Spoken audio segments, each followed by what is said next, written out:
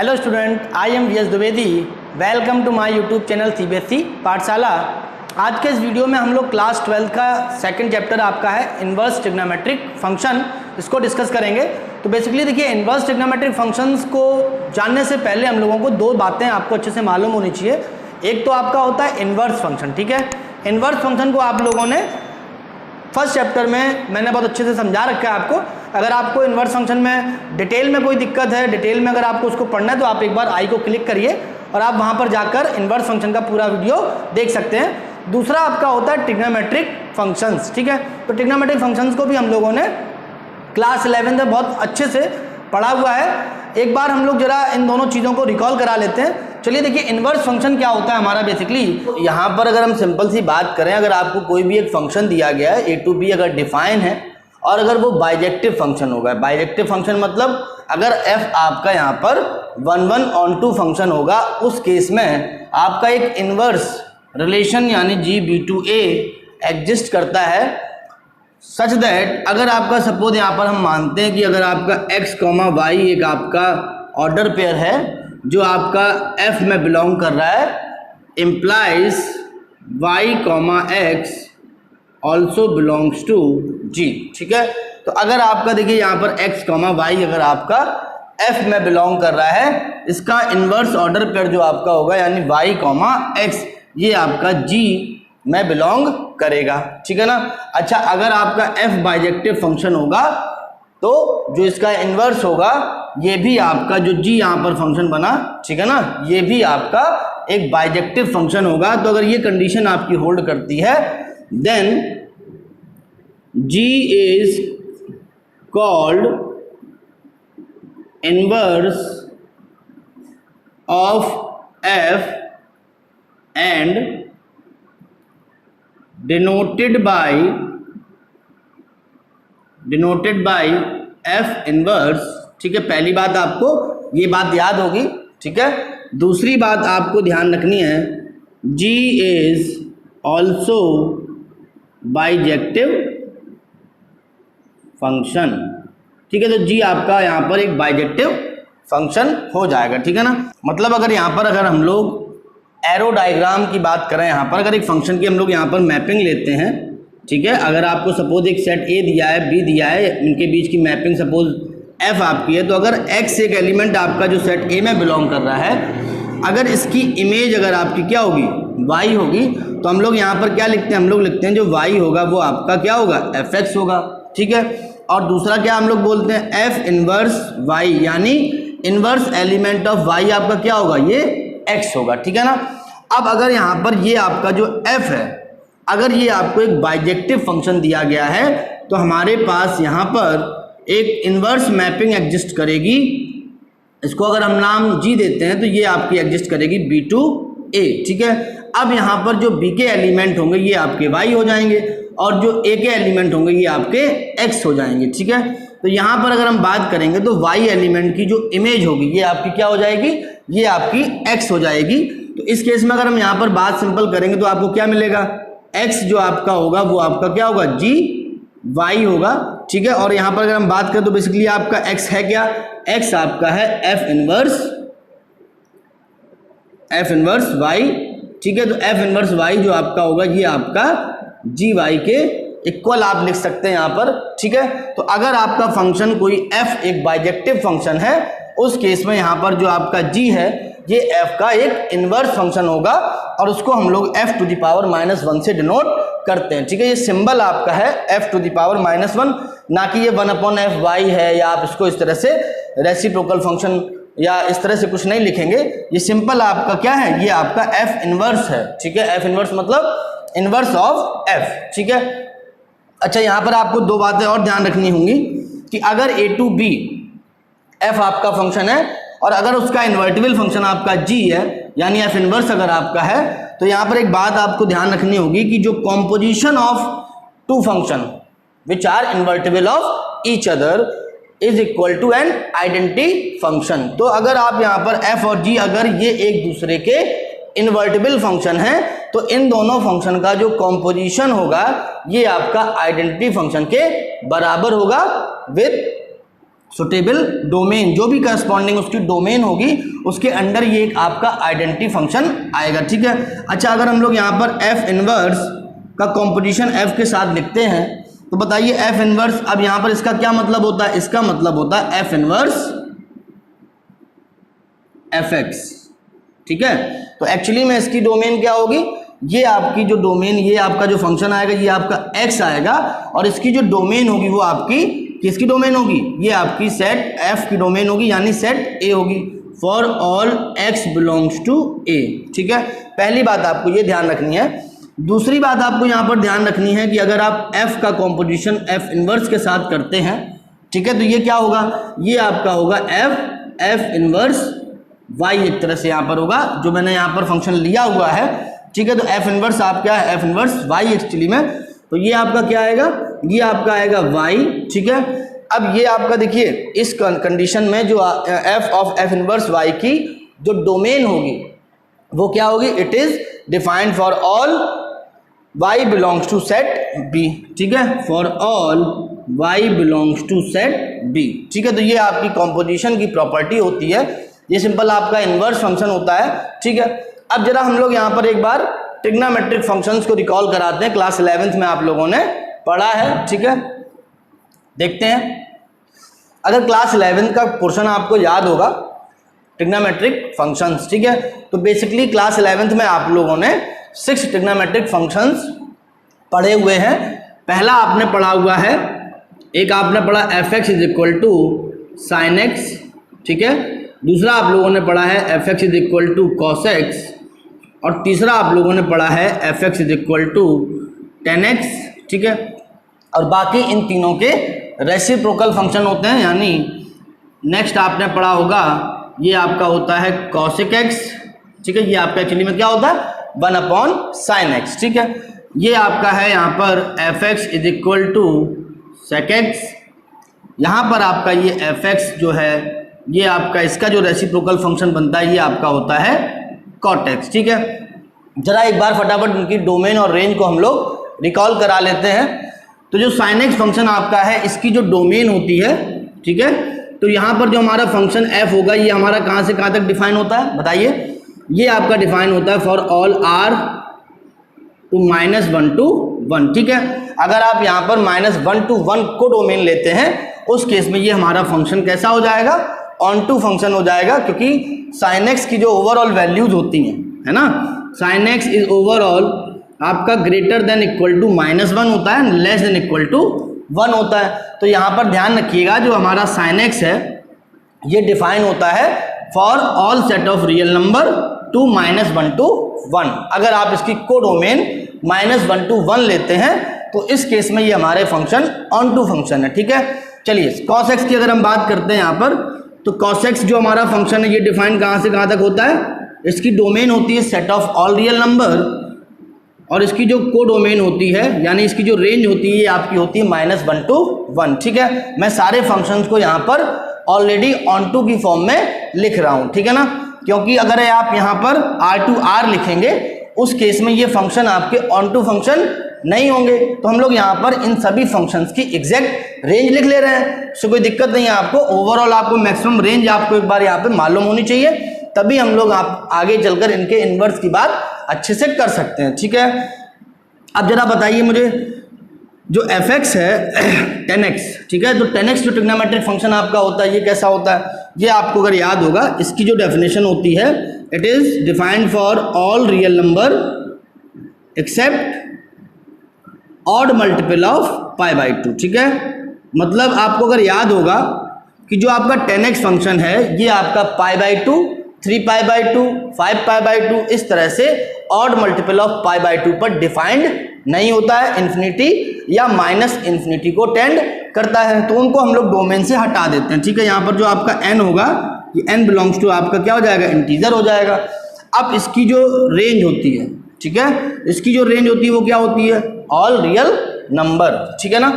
आगे अगर हम लोग यहाँ पर कॉसिक एक्स की अगर बात करें तो कॉसिक एक्स बेसिकली क्या आपका है 1 अपॉन साइन एक्स होता है, ठीक है ना, 1 अपॉन साइन एक्स, ठीक है।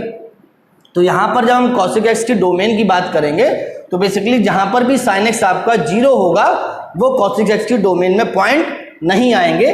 मतलब अगर यहाँ पर हम लोग इसकी डेफिनेशन लिखते हैं तो इसकी डोमेन क्या हो जाएगी, set of all real number minus N pi where N belongs to integer, ये इसकी डोमेन हो गई, ठीक है। और इसकी जो रेंज होगी ये आपकी होती है r माइनस 1 to 1, ठीक है।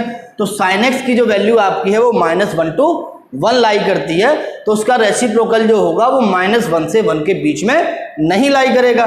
तो ये आपकी cosec x क्या होती है, रेंज होती है, ठीक है। एक बार sec x की बात कर लेते हैं। तो जो sec x फंक्शन आपका है इसकी डोमेन क्या होती है, इसकी डोमेन आपकी होती है r minus odd multiple of π/2, ठीक है, n बिलोंग्स टू इंटीजर, ये sec x की डोमेन होती है। और इसकी जो रेंज आपकी sec x की है ये आपकी होती है r -1 to 1, ठीक है, ओपन इंटरवल। ये यहाँ पे ध्यान रखिएगा इंटरवल लिखे हुए हैं, ऑर्डर पेयर नहीं है, ठीक है। तो -1 to 1 यानी -1 to 1 के बीच की जितनी भी वैल्यूज हैं वो आपकी इस रेंज में नहीं ली गई हैं, ठीक है। इसी तरह से यहाँ पर भी है, ठीक है। अब सिंपल सी बात है, ये ऑड मल्टीपल ऑफ π/2 हम लोगों ने क्यों हटाया है, क्योंकि जो cosec x आपका है, ठीक है, sec x बेसिकली क्या होता है, sec x आपका है 1/cos x, ठीक है।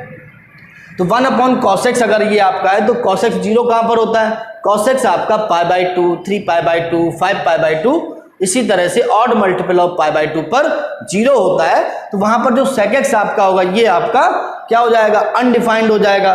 तो डोमेन से आप इन सारे पॉइंट्स को हटा देते हो, ठीक है। cot x की जरा बात करते हैं। तो जो आपका cot x फंक्शन है, cot x की अगर आप यहाँ पर बात करोगे तो cot x की जो डोमेन होती है वो क्या होती है, set of all real number minus n pi n belongs to integer. देखिए cot x आपका क्या होता है, cot x आपका होता है 1/10x, ठीक है।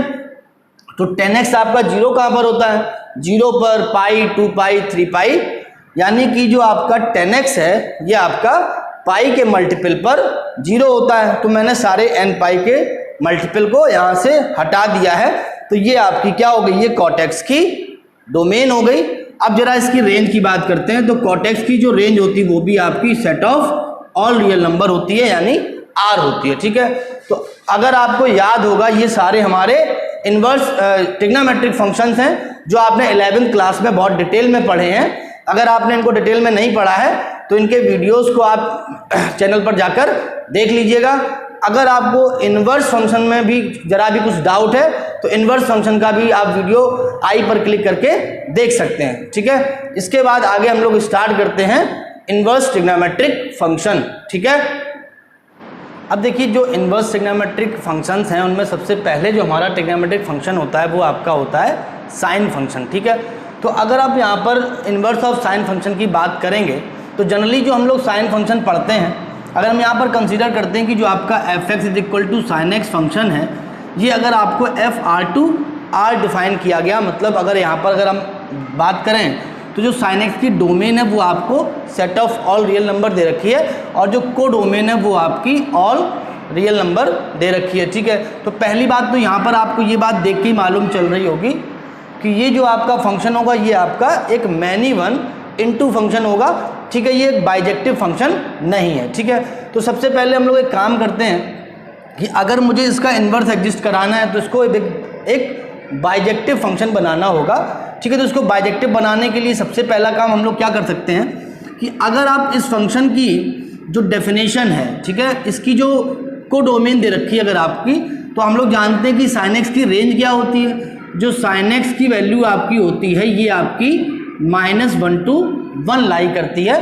तो अगर यहाँ पर हम लोग f को R2 -1 to 1 अगर डिफाइन करते हैं, अगर आप यहाँ पर को डोमेन को sin x की रेंज यानी -1 to 1 अगर आप यहाँ पर लेते हैं, उस केस में ये फंक्शन अब आपका कैसा हो जाएगा, ये फंक्शन आपका ऑन टू फंक्शन हो जाएगा। तो अब अगर ये आपका ऑन टू फंक्शन है तो एक तो काम हो गया आपका कि अब sin x आपका ऑन टू फंक्शन हो गया। अब मुझे इसको इंजेक्टिव बनाना है, 1 बनाना है। तो उसके लिए देखिए क्या करेंगे आप एक बात यहाँ पर जानते हैं कि जो y = sin x फंक्शन आपका होता है, ये ग्राफ है आपका, तो सबको मालूम है ये कि जो sin x फंक्शन आपका है ये एक पीरियोडिक फंक्शन होता है, ठीक है, और इसका जो पीरियड है वो कितना होता है 2 पाई होता है। तो अगर यहाँ पर हम sin x की डोमेन को रेस्ट्रिक्टेड करते हैं और कुछ इस तरह से लेते हैं कि यहाँ पर sin x की वैल्यू आपकी दोबारा से टर्न ना करे, ठीक है ना, इसका मतलब है कि आप वो मिनिमम इंटरवल यहाँ पर सिलेक्ट करेंगे जिसमें sin x की -1 to 1 सारी वैल्यूज आ जाए, ठीक है। तो जब आप इस तरह की कोशिश करेंगे यहाँ पर तो आपके दिमाग में एक बात आती है कि अगर मैं यहाँ पर sin x की डोमेन को -π/2 से +π/2 अगर लेता हूँ तो यहाँ पर जो ग्राफ आपको मिलेगा ये आपको ये पोर्शन मिलेगा, ठीक है, और ये पोर्शन आपका sin x की सारी वैल्यूज -1 to 1 अचीव कर रहा है, ठीक है। इसी तरह से अगर आप चाहें तो ग्राफ को हम लोग π/2 से 3π/2 तक सिलेक्ट कर सकते हैं, तब भी हमारा जो sin x फंक्शन होगा ये आपका 1 से -1 तक जाएगा और ये आपकी sin x की सारी वैल्यूज को अचीव करेगा। इसी तरह से अगर आप जनरल में बात करें तो sin x के आप डोमेन के ऐसी ब्रांच को सिलेक्ट कर सकते हैं जिसमें हमारा फंक्शन 1 होगा, ठीक है। तो वो ब्रांचेज हमारी क्या क्या हो सकती हैं, तो यहाँ पर देखिए जरा, जो आप अगर ब्रांचेस की बात करेंगे, अगर आप यहाँ पर x की वैल्यू को -π/2 से π/2 लेते हैं या आप x की वैल्यू को π/2 से 3π/2 लेते हैं या आप 3π/2 से 5π/2 लेते हैं, ठीक है, तो इन ब्रांचेस में जो आपका sin x का पोर्शन होगा ये अपनी ओवरऑल रेंज -1 to 1 को कवर करेगा। और प्लस अगर हम ग्राफ के सेगमेंट की बात करेंगे तो जो आप इनमें से किसी एक ब्रांच से जो ग्राफ का पोर्शन लेंगे वो ग्राफ का पोर्शन आपका दोबारा से टर्न नहीं होगा। इसका मतलब है अगर ये पोर्शन आप लेते हैं तो केवल इंक्रीजिंग पोर्शन आपका आ जाएगा, स्ट्रिक्टली इंक्रीजिंग, और जब आप ये वाला पोर्शन लेंगे तो आपको स्ट्रिक्टली डिक्रीजिंग पोर्शन आपको मिलेगा। इस केस में जो आपका sin x का फंक्शन होगा ये क्या हो जाएगा, आपका इस ब्रांच में आपका 1 फंक्शन हो जाएगा, ठीक है। तो अगर आप इनमें से कोई भी ब्रांच लेते हैं या आप इसी तरह से इन जनरल अगर आप यहाँ पर बात करें तो अगर आप मान लीजिए n π -π/2 से n π +π/2 n belongs to integer, ठीक है, यहाँ पर अगर आप इनमें से कोई भी ब्रांच लेते हैं उस केस में जो y = आपका sin x फंक्शन होगा ये आपका इन्वर्टिबल फंक्शन हो जाएगा। अगर आप यहाँ पर कोडोमेन को -1 to 1 sin x की रेंज से रिप्लेस अगर कर देते हैं तो आपका फंक्शन कैसा हो जाएगा, ये आपका फंक्शन एक बाइजेक्टिव फंक्शन हो जाएगा, ठीक है। अब नोटेशन की बात आती है तो जो y = sin x आपका फंक्शन है इसके इन्वर्स फंक्शन को अगर हम लोग यहाँ पर बात करें, अगर आप यहाँ पर f को -π/2 से π/2 और इसकी रेंज -1 to 1 तक डिफाइन करते हैं उस केस में जो आपका इसका इन्वर्स फंक्शन आपका होगा f इन्वर्स x, ये आप लोग sin इन्वर्स x से डिनोट कर सकते हैं, ठीक है। अगर ये आपका sin इन्वर्स x फंक्शन है, ठीक है ना, ये आपका कैसा होगा, ये भी आपका एक बाइजेक्टिव फंक्शन हो जाएगा और इसकी जो डोमेन होगी, इसकी डोमेन क्या हो जाएगी, इसकी जो डोमेन होगी ये आपकी हो जाएगी -1 to 1, यानी कि fx की रेंज, sin x की रेंज है, ये आपकी f इन्वर्स की डोमेन हो जाएगी। और जब आप इसकी रेंज की बात करेंगे यानी कोडोमेन की बात करेंगे तो f इन्वर्स की जो कोडोमेन होगी ये आपकी हो जाएगी -π/2 से π/2, ठीक है। तो आप यहाँ पर अगर -π/2 से π/2 लेते हैं तब भी आपके sin x का इन्वर्स एग्जिस्ट करेगा। अगर आप यहाँ पर π/2 से 3π/2 लेते हैं या 3π/2 से 5π/2 लेते हैं, इनमें से अगर आप कोई भी ब्रांच यहाँ पर sin x के ग्राफ की लेते हैं उन सभी केसेस में इसका इन्वर्स एग्जिस्ट कर जाएगा और उसका जो इन्वर्स होगा उसको हम लोग किससे नोट करेंगे, sin इन्वर्स x से, ठीक है। अब इंपॉर्टेंट बात ये आती है कि जब भी हम क्वेश्चन सॉल्व करते हैं तो यहाँ पर हमारे पास बहुत सारी ब्रांचेज हैं। अगर क्वेश्चन में आपको ब्रांच डिस्क्राइब नहीं की गई है उस केस में हमेशा हम लोग -π/2 से π/2 को ही लेते हैं, ये आपकी प्रिंसिपल ब्रांच होती है, ठीक है। ये आपकी जो होगी ये आपकी प्रिंसिपल ब्रांच होगी। तो जब भी आपको क्वेश्चन में अगर ब्रांच डिस्क्राइब नहीं कर रखी है, ब्रांच अगर आपको नहीं दे रखी है उस केस में आप हमेशा साइन इनवर्स की जो ब्रांच होगी, जो रेंज होगी, वो आप हमेशा -π/2 से π/2 ही लेंगे। ठीक है, अच्छा देखिए, अगर आप साइन एक्स के ग्राफ को -π/2 से π/2 लेते हैं तो इसके जो इन्वर्स यानी साइन इनवर्स का जो ग्राफ होगा ये आपका क्या बनेगा। जब हम लोग इन्वर्स का ग्राफ बनाते हैं तो फंक्शन के ग्राफ को y = x लाइन के अबाउट रिफ्लेक्ट कराते हैं। ठीक है, तो अगर आप यहाँ पर -π/2 से π/2 वाले पोर्शन को y = x के अबाउट रिफ्लेक्ट कराएंगे तो जो आपको ग्राफ मिलेगा वो आपको ये मिलेगा कुछ इस तरह से, यहाँ से लेकर यहाँ तक। ठीक है, अगर आप ब्रांच π/2 से 3π/2 लेते हैं, ये वाली अगर आप ब्रांच लेते हैं, उस केस में जो साइन इनवर्स x का ग्राफ होगा वो आपका क्या होगा, वो π/2 से लेकर यहाँ पर जो ये यहाँ तक आपका ग्राफ है, ये वाला पोर्शन आपका लिया जाएगा। इसी तरह से आगे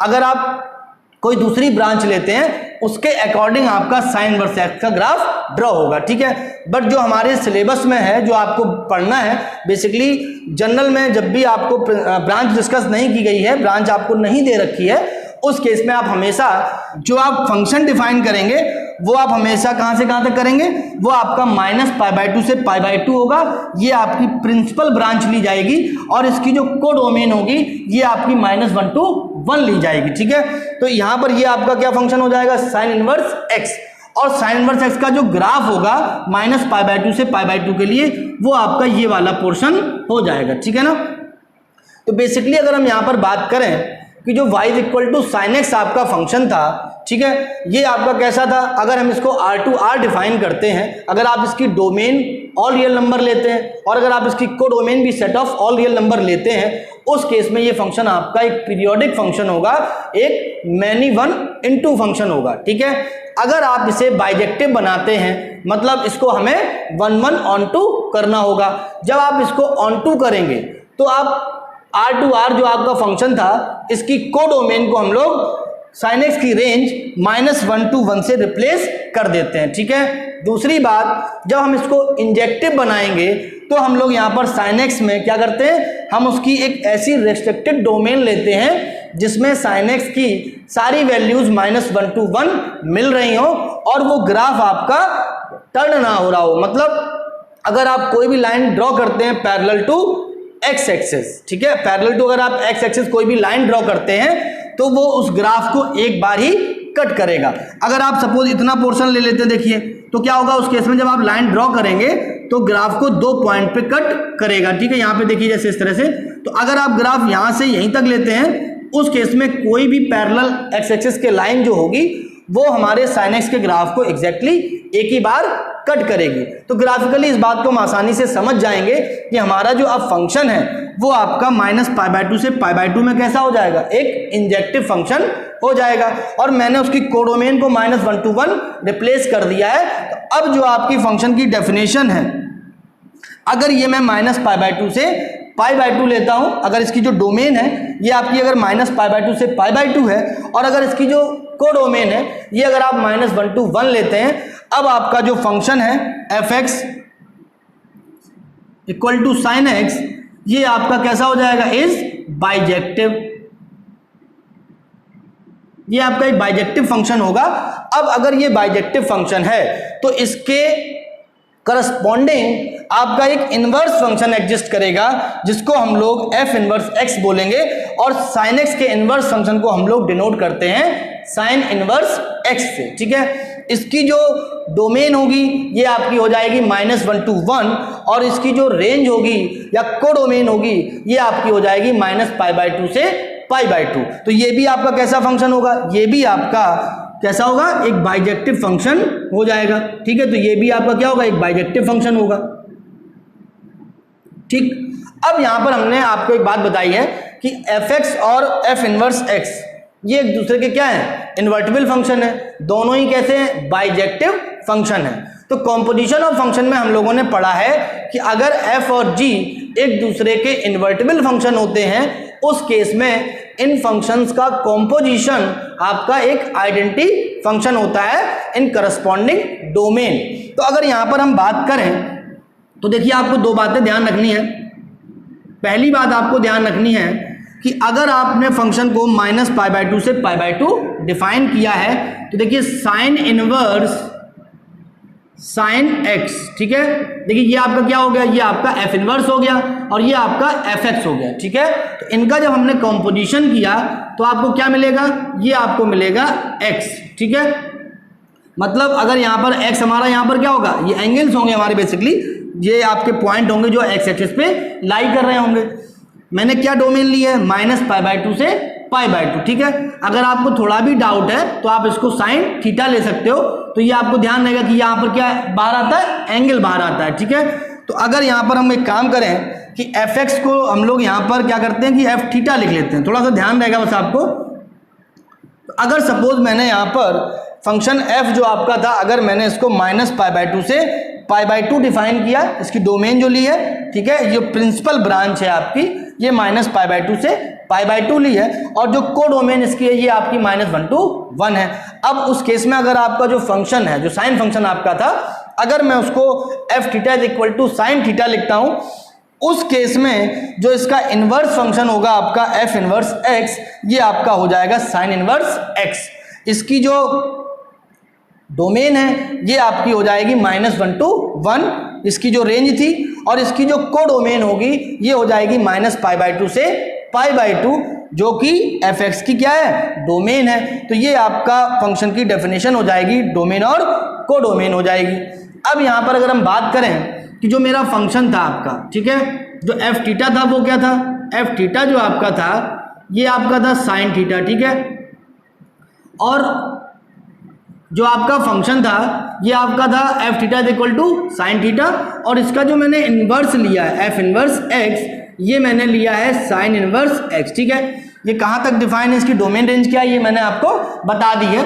अब यहाँ पर अगर आप बात करें इनके कॉम्पोजिशन की, तो इनकी देखिए कॉम्पोजिशन क्या होंगे, जब आप यहाँ पर साइन इन्वर्स का कॉम्पोजिशन साइन थीटा के साथ करेंगे तो आपको क्या मिलेगा, आपको थीटा मिलेगा, ठीक है। ये क्या होगा, ये आपका एक आइडेंटिटी फंक्शन होगा। अब थीटा हमारा क्या होगा, साइन थीटा जो हमने फंक्शन यहाँ पर डिफाइन किया उसकी डोमेन। तो इसकी डोमेन क्या है, इसकी जो डोमेन आपकी है ये आपकी -π/2 से π/2 है, यानी for all theta belongs to -π/2 to π/2, ठीक है। ये इसकी क्या हो जाएगी, यहाँ पर डोमेन हो जाएगी।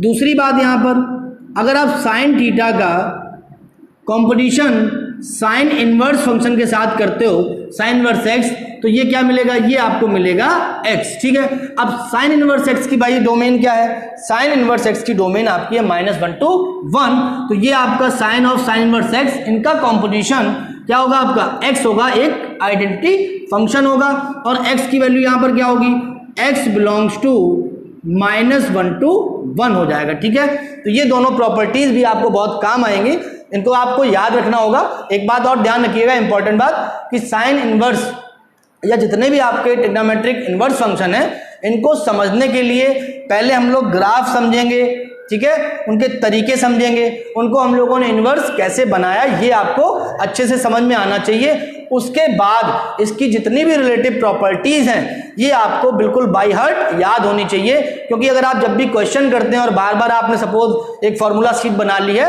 और आप उस फॉर्मूला शीट को बार बार अगर देख रहे हैं, तो लास्ट तक आप जब भी एग्जाम में रिकॉल कराएंगे तो आपको हो सकता है उसकी एग्जैक्ट प्रॉपर्टी या एग्जैक्ट फॉर्मूले याद ना आए। तो आपको ध्यान रखना है, आपको ग्राफिकल तरीके से समझ लेना है पहले तो कि ये आपका इनवर्स फंक्शन कैसे निकला। दूसरी बात, उसकी हमें प्रॉपर्टीज आपको समझ लेनी है, और ये बहुत इंपॉर्टेंट बात है कि वो प्रॉपर्टीज हमारी किस डोमेन के लिए डिफाइन है। अगर आप इनको एग्जैक्टली याद कर ले तो यहाँ पर, तो एग्जाम पॉइंट ऑफ व्यू से आपको बहुत आसानी होगी क्वेश्चन को डील करने में, ठीक है। तो दोनों प्रॉपर्टीज आपकी यहाँ पर बहुत इंपॉर्टेंट है, ठीक है ना। तो ये आपका हो गया साइन इनवर्स एक्स का inverse function. Sine inverse function से रिलेटेड कुछ एग्जाम्पल देखते हैं हम लोग यहाँ पर। जैसे सपोज आपसे यहाँ पर मैंने एक क्वेश्चन दिया है साइन इनवर्स 1/2, ठीक है।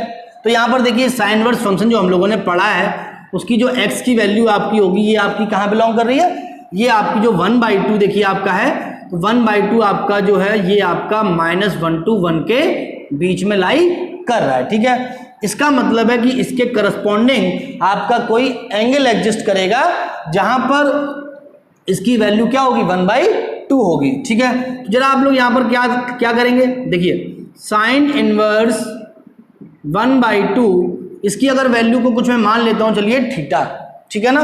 तो बताइए जरा ये आपका क्या हो जाएगा, ये आपका हो जाएगा sine theta is equal to 1/2। अब आपको पता है कि जो इन्वर्स फंक्शन हम लोग डील करते हैं, अगर आपको यहाँ पर ब्रांच नहीं दे रखी है, उस केस में हम लोग जो ब्रांच लेंगे थीटा की, वो आप क्या लेंगे, थीटा बिलोंग्स टू -π/2 टू π/2, ठीक है। तो थीटा जो आपका होगा वो इसी इंटरवल से होना चाहिए, ठीक है। तो यहाँ से आप बताइए साइन थीटा की वैल्यू आपकी 1/2 कब होती है, तो आपको मालूम होगा थीटा आपका होता है π/6, ठीक है ना। तो इसका मतलब है कि साइन π/6 की वैल्यू आपकी कितनी होती है, 1/2। और जब आप यहाँ पर ये फंक्शन क्या हो गया आपका, y is equal to sine theta, और उसका जो इन्वर्स फंक्शन आपका है वो क्या है, साइन इन्वर्स x है, ठीक है। अब अगर यहाँ पर हम लोग फंक्शन की बात करेंगे तो साइन π/6 इज इक्वल टू आपको क्या मिलेगा, सिंपल 1/2 मिलेगा। और जब आप उसके इन्वर्स एलिमेंट की बात करेंगे तो साइन इन्वर्स 1/2 आपको कितना मिलेगा, साइन इन्वर्स 1/2 आपका होगा π/6, ठीक है ना। एक और क्वेश्चन देखते हैं। आपको साइन इनवर्स सपोज 2 की वैल्यू निकालनी, ठीक है। तो सबसे पहली बात आप यहाँ पर क्या देखेंगे कि जो साइन इनवर्स x है, जो 2 पर आपको निकालना है, क्या ये वैल्यू हमारी इनवर्स फंक्शन के डोमेन में है। तो आप ऑब्वियसली जानते हैं 2 नॉट बिलोंग्स टू -1 to 1, ठीक है। तो इसका क्या मतलब हो जाएगा, sine inverse 2 does not exist, ठीक है ना। तो ये आपका डोमेन में ही नहीं है, जब डोमेन में ही नहीं है तो फंक्शन हमारा वहां पर डिफाइन नहीं होगा। एक और क्वेश्चन देखते हैं। अगर सपोज आपको दिया गया साइन इनवर्स 0, ठीक है, तो साइन इनवर्स 0 ये आपको वैल्यू निकालनी है। सिंपल आपको पता करना है कि साइन इनवर्स का जो इनवर्स फंक्शन हुआ वो क्या हुआ, वो आपका साइन थीटा हुआ, ठीक है। अब साइन थीटा हुआ, अब ये आपको केवल पता करना है कि थीटा की किस वैल्यू के लिए आपकी साइन थीटा की वैल्यू 0 होती है, ठीक है ना। तो 0 मतलब अब 0 कब होता है, साइन थीटा आपका -π/2 से π/2 के बीच में थीटा इज इक्वल टू 0 पर 0 होता है। तो इसको हम लोग डायरेक्टली लिख सकते हैं कि साइन इनवर्स 0 की वैल्यू जो आपकी होगी वो क्या होगी, 0 होगी, ठीक है। और 0 आपका कहाँ बिलोंग करेगा, 0 आपका -π/2 से π/2 बिलोंग कर रहा है, ठीक है। अगर एक क्वेश्चन लेते हैं, साइन इनवर्स 1/√2, ठीक है। तो साइन इनवर्स 1/√2, ठीक है। तो अगर साइन थीटा फंक्शन हम लोग पढ़ते हैं तो थीटा की वैल्यू हमारी अगर 1/4 अगर होती है, तो जब भी आपका थीटा π/4 होगा तो साइन थीटा की वैल्यू कितनी होती है, 1/√2। तो जो इसका इन्वर्स फंक्शन होगा साइन इनवर्स x, इसका मतलब है कि 1/√2 का जो इन्वर्स एलिमेंट होगा साइन थीटा फंक्शन में, 1/√2 का जो इन्वर्स एलिमेंट होगा वो आपका होगा π/4। अगर आप यहाँ पर साइन थीटा की प्रिंसिपल ब्रांच लेते हैं -π/2 से π/2, तो साइन इनवर्स 1/√2 प्रिंसिपल ब्रांच -π/2 से π/2 में इसकी वैल्यू क्या हो जाएगी, ये आपकी हो जाएगी π/4, ठीक है। अगर आपको प्रॉपर तरीका निकालना है तो आप उसके लिए उसको थीटा मान के कर सकते हैं, ठीक है। एक और क्वेश्चन देखते हैं। सपोज आपको निकालना है साइन इनवर्स √3/2, ठीक है। तो इसकी वैल्यू अगर आपको निकालनी है यहाँ पर, तो देखिए ये क्या होगा, ये आपका कुछ थीटा होगा। तो मान लेते चलिए कुछ थीटा है, ठीक है। अगर आपको इसको प्रोसीजर करना है तो कैसे करेंगे, साइन इनवर्स √3/2 आपका थीटा है, और थीटा आपका बिलोंग कर रहा है कितना, -π/2 से π/2, ठीक है। प्रिंसिपल ब्रांच में आपका बिलोंग कर रहा है। अब यहाँ से आपका क्या हो जाएगा, इनवर्स प्रॉपर्टी पढ़ी हम लोगों ने। अगर आपका sine X F theta is equal to sine theta है, तो जो एफ इनवर्स एक्स होगा आपका वो हो जाएगा साइन इनवर्स एक्स, ठीक है। तो साइन इनवर्स √3/2 आपका कितना दिया, आपको थीटा दिया गया है। तो यहां से हम लोग sine theta is equal to लिख सकते हैं √3/2, ठीक है। अब थीटा की वैल्यू जो -π/2 से π/2 के बीच में लाई करती हो, जहां पर साइन थीटा की वैल्यू क्या आती हो, √3/2। तो यहां से थीटा आपका कितना आएगा, थीटा आपका आएगा π/3, ठीक है। इसका मतलब है कि साइन इनवर्स √3/2 की जो वैल्यू होगी ये आपकी कितनी होगी, π/3 होगी, ठीक है ना। और क्वेश्चन देखते हैं।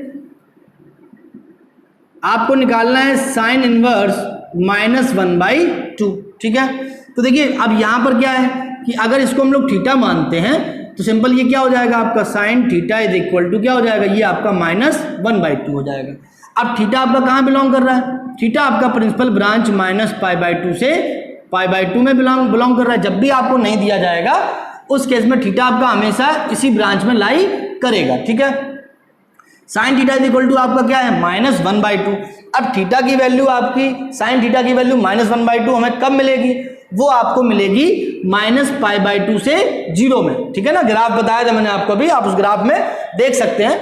तो सेकंड क्वाड्रेंट में वैसे तो साइन थीटा सेकंड क्वाड्रेंट में क्या होता है पॉजिटिव होता है, थर्ड में क्या होता है नेगेटिव होता है, बट मुझे इन क्वाड्रेंट को लेना नहीं है। तो साइन थीटा की जो नेगेटिव वैल्यू होगी वो आपकी कहाँ मिलेगी, आपको या तो थर्ड क्वाड्रेंट में मिलेगी या फोर्थ क्वाड्रेंट में मिलेगी। तो एंगल को जब हम लोग एंटी क्लॉकवाइज रोटेट कराते हैं तो हम लोग क्या होता है पॉजिटिव एंगल मूव करते हैं। तो जब आप क्लॉकवाइज मूव करेंगे तो हम लोग नेगेटिव एंगल मिलता है, तो हम लोग कहाँ पहुंचेंगे, फोर्थ क्वाड्रेंट में पहुंचेंगे। तो फोर्थ क्वाड्रेंट में वो एंगल हमारा क्या होगा जिस पर आपका साइन थीटा -1/2 हो। तो सिंपल है, कितना होता है थीटा आपका हो जाएगा -π/6, ठीक है ना। अगर आपको इसको लिखना है तो आपको आसानी से समझ में आ जाएगा, आप इसको डायरेक्टली लिख सकते हैं ऑब्जेक्टिव क्वेश्चंस में। अगर आपको सिंपल ये ध्यान रखना है बस कि अगर जो प्रिंसिपल ब्रांच में -π/2 से π/2 में -1/2 वैल्यू किस एंगल पर आती है, ठीक है। जैसे अगर सपोज यहाँ पर हम एक क्वेश्चन की बात करें, साइन इनवर्स -1/√2, ठीक है। तो -1/√2 का इनवर्स एलिमेंट क्या होगा साइन थीटा फंक्शन में, तो वो क्या हो जाएगा आपका -π/4, ठीक है। -π/4 से -π/2 से 0 के बीच में लाई करेगी ये वैल्यू। एक और क्वेश्चन लेते हैं हम लोग यहाँ पर,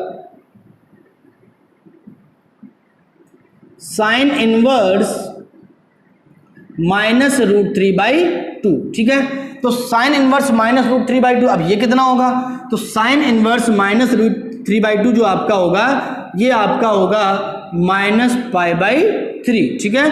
-√3/2 वैल्यू साइन थीटा में किस एंगल पर आती है, ये आपकी -π/2 से 0 के बीच में अगर आप बात करेंगे तो -π/3 पर आती है, ठीक है। तो ये आपका जो साइन इनवर्स -√3/2 होगा ये आपका हो जाएगा -π/3। सिंपल क्या करना है आपको, पहली बात ये देखनी है कि साइन इनवर्स x में जो आपका x होगा ये आपका -1 to 1 लाई करेगा, ठीक है। दूसरी बात आपको ध्यान रखनी है कि जो वैल्यू आपकी होगी साइन इनवर्स x की ये आपकी कुछ एंगल आएगी, और वो एंगल जो आपका होगा ये हमारी साइन x की साइन थीटा फंक्शन के प्रिंसिपल ब्रांच में यानी -π/2 से π/2 के बीच में लाई करेगा। तो -√3/2 की जो वैल्यू आपकी यहाँ पर है ये साइन थीटा पर कब मिलती है, थीटा इज इक्वल टू -π/3 पर।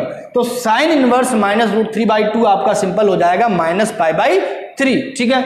आपको एक इंपॉर्टेंट बात ध्यान रखनी है कि जो साइन इनवर्स x आपका होता है it is not equal to sine x to the power -1 और 1/sin x, ठीक है। देखिए जो साइन इनवर्स x फंक्शन आपका है ये आपका इनवर्स ऑफ साइन फंक्शन का नोटेशन है, ठीक है।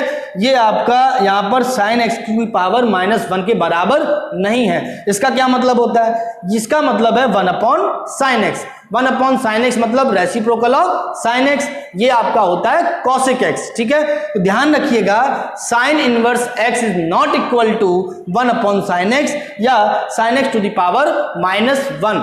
साइन इनवर्स x आपका एक नोटेशन है और अकेला साइन इनवर्स x, ठीक है ना, अकेला साइन इनवर्स लिखा है, अकेला साइन लिखा है, इनका मैथमेटिक्स में कोई मतलब नहीं होता है। तो उसके साथ में उसका वेरिएबल लिटिल पार्ट भी होना चाहिए, मतलब साइन थीटा होना चाहिए, तब जाके इसका मीनिंग हुआ कि साइन ऑफ थीटा एंगल। या साइन इनवर्स x की बात करेंगे तो inverse of sine of x value.